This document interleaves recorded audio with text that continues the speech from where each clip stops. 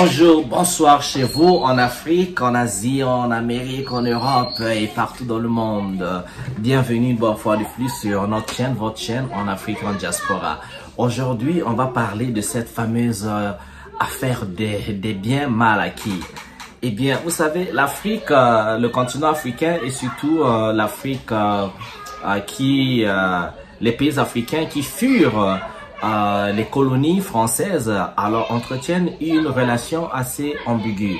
Et la position de la France en fait n'a jamais changé depuis que le général de Gaulle avait fait le design des indépendances factices. Donc à la sortie donc de la colonisation, quand on a déclaré les indépendances, vous savez tous que naquit alors cette chose qu'on appelle la France-Afrique. C'était tout simplement le contrôle de l'Afrique à distance. Donc il fallait placer à la tête des pays africains des présidents qui étaient sous la botte des Français, qui devaient faire la volonté des Français pour protéger les intérêts de la France en Afrique. Et donc les intérêts de la France en Afrique se résument sur les ressources naturelles et même encore les ressources humaines. On parle assez peu des ressources humaines. Vous savez, il y a eu plein de programmes comme ça avec Campus France qui était chargé en fait de la sélection des cerveaux africains qui devaient donc se retrouver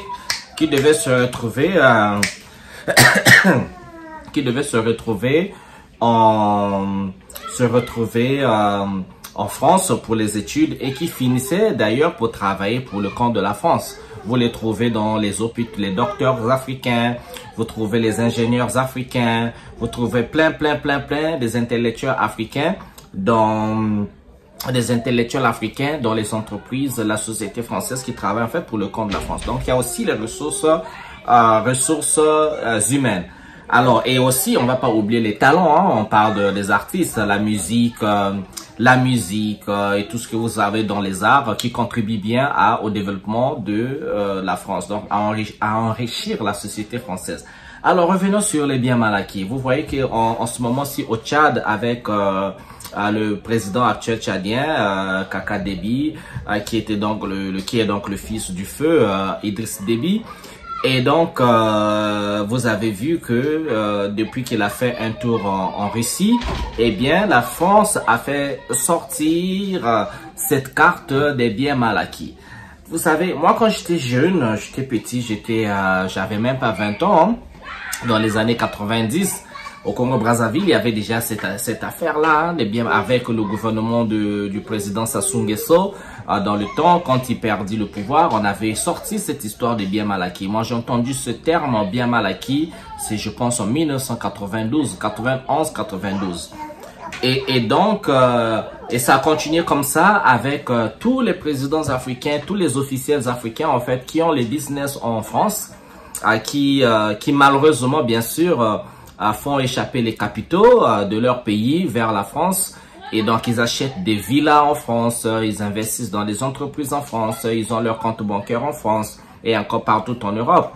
Et donc, quand il y a une affaire, un problème qui surgit, un événement, et surtout un événement qui fait que ces gens-là ne font pas la volonté de la France ou ne sont pas en alignement avec ce que la France attend d'eux, eh bien, on fait sortir l'affaire des biens mal acquis, on saisit la justice française, c'est des juges français qui se chargent donc de pouvoir faire des enquêtes sur les affaires des biens mal acquis des Africains et si possible les déposséder parfois quand le jugement, la personne est co-jugée et dans le verdict, si le verdict est coupable, la personne finit par perdre ses biens. Donc, on ravit les biens, on fait le gel des avoirs. Ceci, pour moi, est tout simplement du vol, ok? Donc, je vais m'attaquer d'abord à ce comportement des Français. Je me dis que la France, en fait, n'a aucun droit. Parce que quand ces gens-là viennent chez vous à ouvrir les comptes bancaires chez vous, vous êtes bien au courant que cette telle ou telle personne a ouvert un compte bancaire avec un montant de tant de millions ou tant de milliards chez vous. Alors, en ce moment-là, vous ne dites pas non parce que de l'argent mis dans un compte bancaire en France, vous faites des dépôts, vous savez bien, la banque vit des dépôts. Donc, il y a des taxes à payer, il y a des frais d'entretien de compte, il faut payer. Donc, cela se lève toujours à des milliers, sinon des millions d'euros par jour. Et donc, ce qui en suit est assez lamentable pour moi, je le pense, parce que je ne vois pas en quoi cela regarde la France, en quoi cela regarde la justice française, parce que ils devaient en fait être contents parce que les gens les apportent du business. C'est le business, de l'argent comme ça que vous recevez. Quand on achète de l'immobilier chez vous, eh bien, vous vous retrouvez avec des maisons qui devaient traîner, vous vous retrouvez avec des villas qui devaient être à la traîne, mais la chance pour vous est que vous avez des Africains assez coucous comme ça qui viennent acheter des immeubles chez vous. Et il y a des taxes à payer sur les immeubles. Vous savez comment ça se passe. Et donc, en fait, c'est à votre bénéfice. Et de toute façon, ces maisons achetées, l'Africain qui achète, ne transportera jamais ces maisons de la France en Afrique. Donc, c'est vous, en fait, les maîtres. Et quand ça vous plaît, quand ça vous dit, vous pouvez décider de déposséder la personne de la maison achetée, déposséder la personne de son argent dans vos comptes bancaires, ou encore saisir les biens. Donc, ça peut être les biens, les habits, les chaussures, les bijoux, toutes ces histoires-là.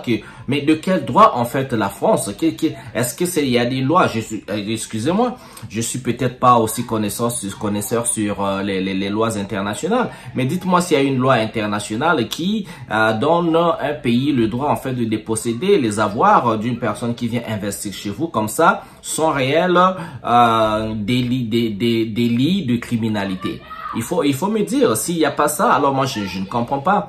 Ça se passe souvent, le plus souvent, quand un président africain décide de signer un contrat avec un pays autre que la France. Aujourd'hui, c'est la Russie. Dès que un pays africain devient partenaire de la Russie, de la Chine, ou de la Corée du Nord, de l'Iran, ça devient tout un problème.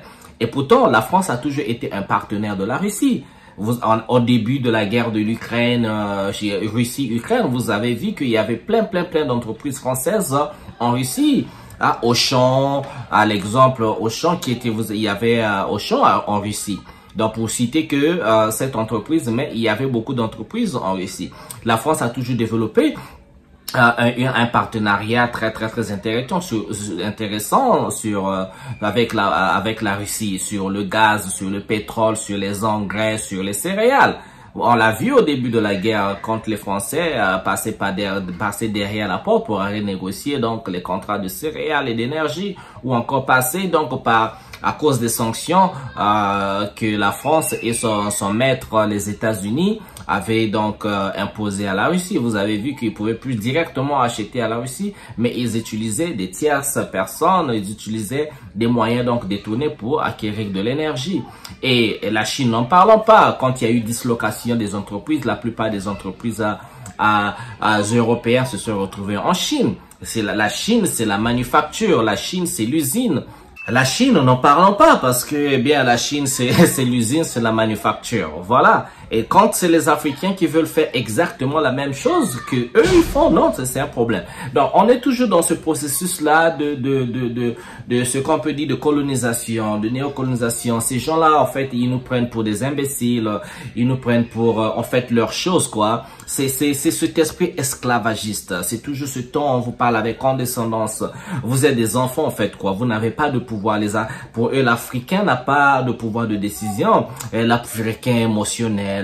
L'Africain, en fait, il est juste incapable de décision. Si l'Africain prend une décision pour entrer en partenariat avec tel ou tel pays, telle personne, eh bien, il a toujours été influencé ou il est influençable. C'est ce ton, quoi. C'est cette condescendance dont on parle. Il n'y a pas que les panafricanistes qui en parlent. En fait, on n'a pas besoin d'être panafricaniste. On a juste besoin de lire la situation pour voir, mais de quel droit un pays étranger s'immisce dans les affaires d'un autre pays étranger? C'est tout simplement ce que ça veut dire. La France, c'est comme une sangsue qui s'accroche à l'Afrique, qui s'accroche aux affaires africaines et s'immisce dans les affaires sociales, les affaires politiques, les affaires religieuses les affaires éthiques, mais c'est pas possible. En fait, tout ça doit arrêter. Quand on parle de l'indépendance, en fait, la vraie indépendance, c'est être capable de décider de votre avenir sans pourtant qu'il y ait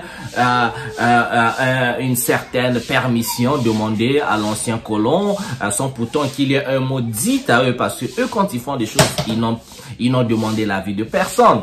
Depuis que ça a commencé à la conférence de Berlin et jusqu'à aujourd'hui, ils font des cercles. Quand ils font des cercles pour parler de l'Afrique, il n'y a pas un Africain. Vous les voyez dans leurs médias, RFI, France 24, quand ils sont sur des plateaux énormes comme ça pour parler de l'Afrique, prendre des décisions et sur l'Afrique, ou bien encore leur perspective, leur vision de l'avenir de l'Afrique, comment ils pensent repartager l'Afrique. Et ce sont les Africains. Et donc ici, là, il s'agit des Africains, en fait, de pouvoir être capables aussi de régler nos affaires sans pourtant faire intervenir les étrangers. Donc c'est ça aussi. Les biens mal acquis, si nous avons nos présidents à nous, ou nos officiels à nous, nos hommes de business qui en fait corrompus, qui volent de l'argent pour aller investir ailleurs. En fait, il doit incomber aux Africains, aux nations africaines. Donc ici, c'est le cas du Tchad ici. Il incombe aux Tchadiens de se soulever et de saisir leur justice, de pouvoir donc arrêter donc arrêter ce comportement criminel de toujours détourner les sous et aller investir ailleurs. Oui, on doit arriver à ça. Vous allez me dire que ben oui, écoutez, il y a la répression, tout ce que vous voulez. Eh bien, vous savez que si nous ne trouvons pas les solutions pour nous-mêmes, personne d'autre ne trouvera les solutions pour nous. Moi, je pense qu'un peuple qui est arrivé à un degré de maturité, si ce peuple se lève, se met tout dans la rue, et je pense que ça va arriver. Hein?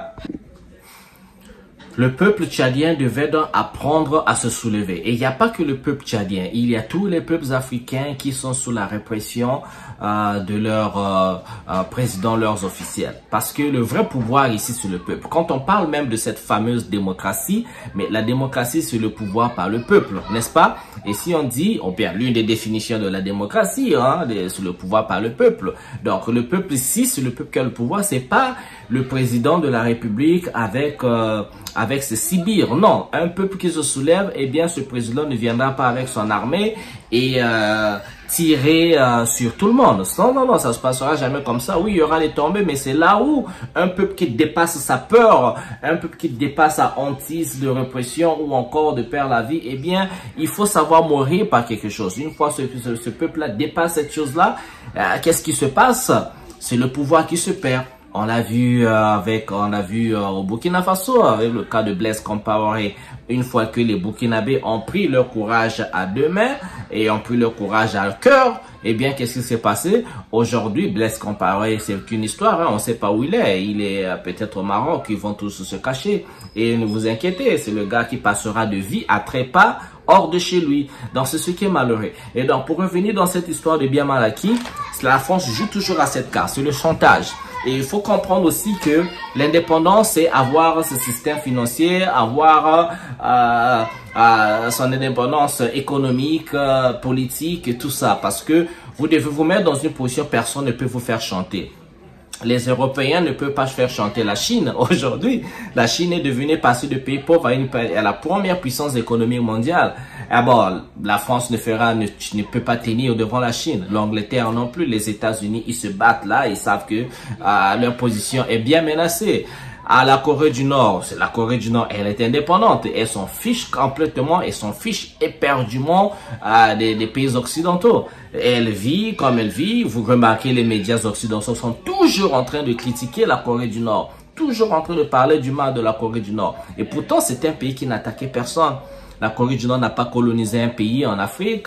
La Corée du Nord ne fait la guerre à personne, n'attaque personne. Mais ce sont eux-là qui critiquent la Corée du Nord. Ce sont eux qui sont toujours en train de faire les guerres aux gens. Ce sont toujours eux. La planète est menacée. En fait, la vraie menace, pour moi, la vraie menace de cette planète vient des Occidentaux. La première guerre mondiale, c'est eux. La deuxième guerre mondiale, c'est eux. Même quand on dit aujourd'hui, hein, les Israéliens, oui, c'est le peuple élu, patati et patata. Mais l'Holocauste s'est passé où? Le massacre des Juifs, ça s'est passé en Europe. Ok? Le génocide arménien, c'est en Europe.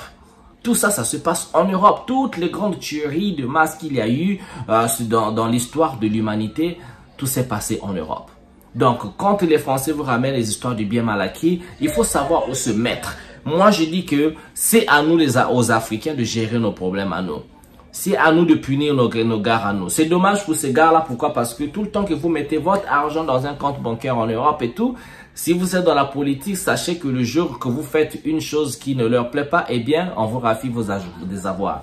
Mais l'histoire, le pauvre, où sont les avoirs de Mobutu Sese Seko Ngwendo wa Zabanga, qui fut le président de la République démocratique du Congo, ex-Zaïre?